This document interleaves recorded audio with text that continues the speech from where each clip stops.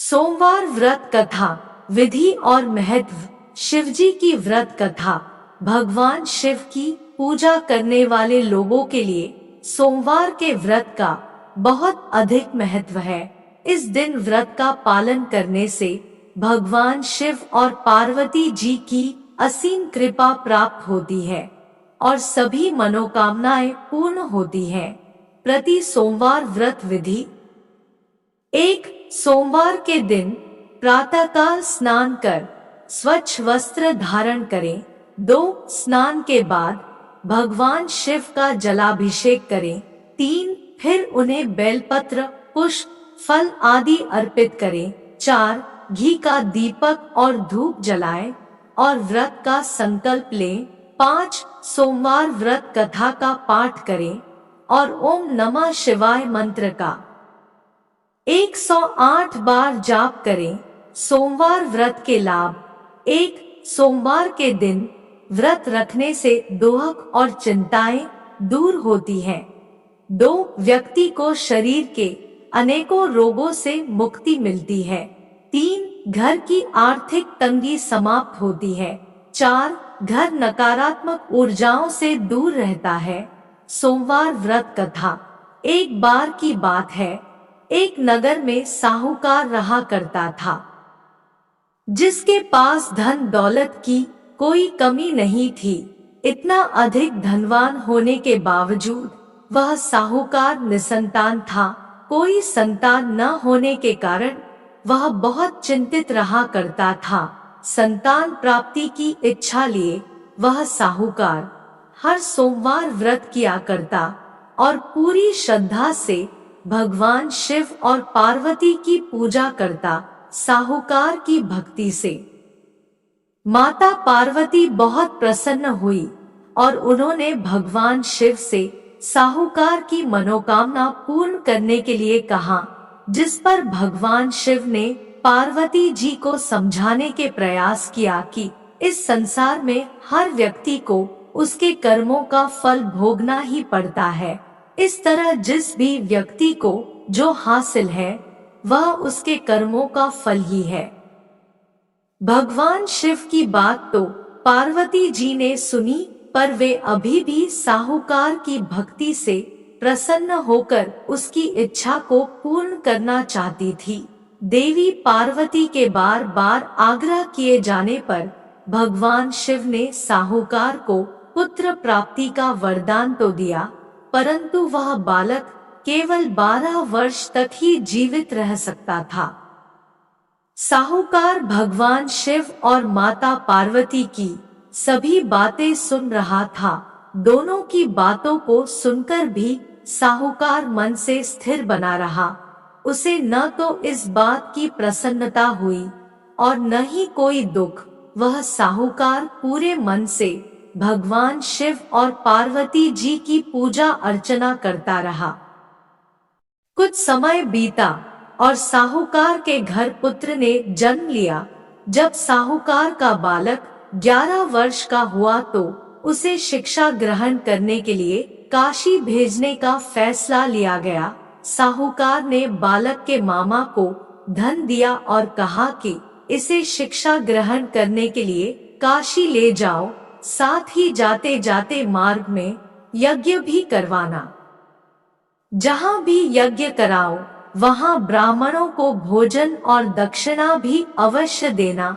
इस तरह मामा भांजे यज्ञ करते हुए और ब्राह्मणों को भोजन व दक्षिणा देते हुए काशी की ओर निकल पड़े थे। वहीं मार्ग में एक नगर में कन्या का विवाह हो रहा था, पर दुर्भाग्यवश जिस राजकुमार के साथ कन्या का विवाह होने वाला था वह एक आंख से काना था। राजकुमार के पिता ने अपने बेटे के एक आंख से काने होने की बात छुपाने के लिए एक चाल सोची। उसने साहूकार के बेटे को देखकर सोचा कि क्यों न इस लड़के को अपने बेटे के स्थान पर बिठाकर कन्या से विवाह करा लिया जाए। फिर विवाह होने के बाद पैसे देकर इसे वापस भेज दूंगा और राजकुमारी को अपने साथ ले जाऊंगा। इस प्रकार साहूकार के लड़के के साथ उस कन्या का विवाह करा दिया गया। साहूकार के बेटे ने विवाह तो कर लिया, परंतु वह अपनी ईमानदारी खोना नहीं चाहता था। उसे किया गया कृत्य न्याय संगत नहीं लगा।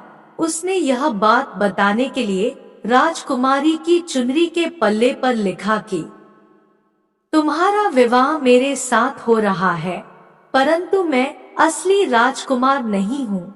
असली राजकुमार एक आंख से काना है। मैं तो यहाँ काशी में शिक्षा ग्रहण करने के उद्देश्य से आया हूँ।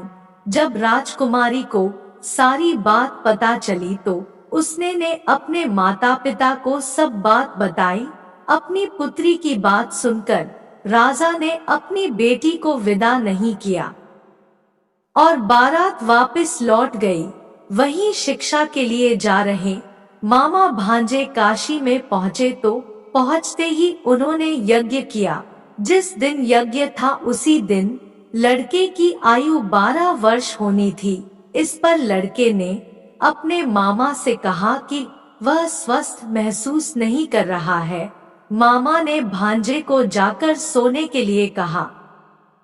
भगवान शिव के वरदान के अनुसार सोते ही बालक के प्राण निकल गए। मामा ने मृत भांजे को देखकर विलाप करना शुरू कर दिया। संयोग की बात थी कि उस समय शिव जी और पार्वती जी वहां से गुजर रहे थे। उन्होंने निकट जाकर देखा तो भगवान शिव और पार्वती जी को मालूम हुआ कि यह तो वही साहूकार का पुत्र है जिसे केवल 12 वर्ष तक जीवित रहने के वरदान दिया था। माता पार्वती भाव विभोर हो उठी और उन्होंने भगवान शिव से आग्रह किया कि हे प्रभु, आप इसे और आयु प्रदान करें, नहीं तो इसके माता पिता इसके जाने के वियोग सहन नहीं कर पाएंगे। L माता पिता के आग्रह किए जाने पर भगवान शिव ने साहूकार के बेटे को जीवन दान दे दिया। काशी से शिक्षा समाप्त कर जब मामा भांजे घर की ओर निकले तो सबसे पहले वे इस नगर में पहुँचे जहाँ उस लड़के का विवाह हुआ था। वहाँ पहुंचकर उन्होंने यज्ञ का आयोजन किया तो राजकुमारी के पिता उस लड़के के पहचान गए और उन्होंने अपनी पुत्री को विदा कर दिया। जब तीनों लोग घर पहुँचे तो वहाँ साहूकार और उनकी पत्नी अपने पुत्र के लौटने का इंतजार कर रहे थे।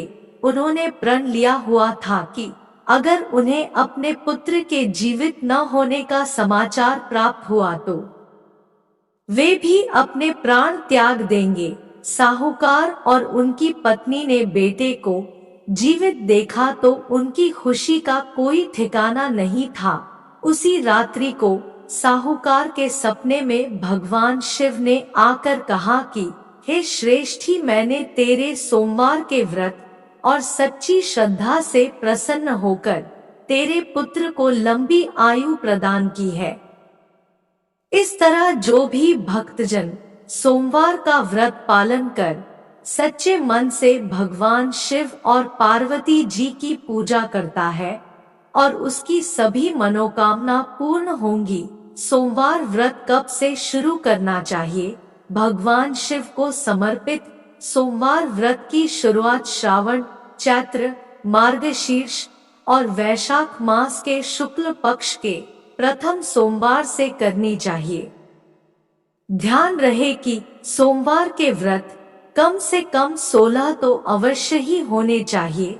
महादेव की भक्तों, आशा है कि आपको आज की पावन कथा और जानकारी पसंद आई होगी। तो हमारे प्रोत्साहन के लिए एक कमेंट, एक लाइक, एक सब्सक्राइब और एक शेयर अवश्य करें।